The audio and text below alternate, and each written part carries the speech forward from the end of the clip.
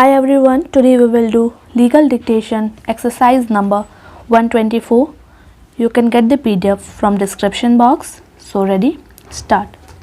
Sir, very few concern in the country are selling shares to the ordinary clerks and other employees because they do not want these ordinary people to become shareholders, as they will have their say in the annual general meetings. They confine to those own shareholders who will vote for their own person to become managing directors and chairman, etc. This is how manipulation takes place. The government expects to get rupees 5 crore out of this measure. What are the other measures by which government could possibly get more money? I would like to know from my honorable friend who is now disturbing the finance minister what is the position in the cashew nut industry.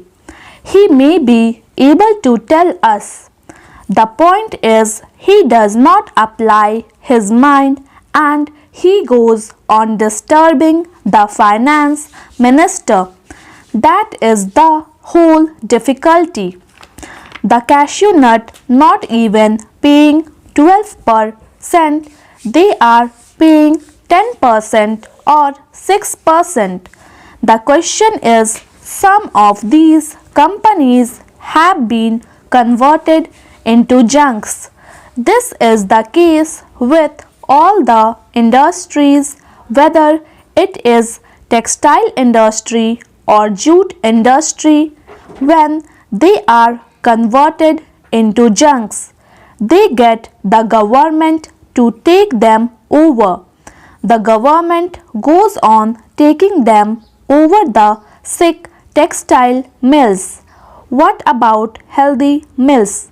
Why should they not be taken over immediately? In this case, this particular attempts which the finance minister is making will be nothing. It will be an eyewash. What are they going to get? They are going to get rupees 5 crores. If they had demonetized, it would have brought thousands of crores.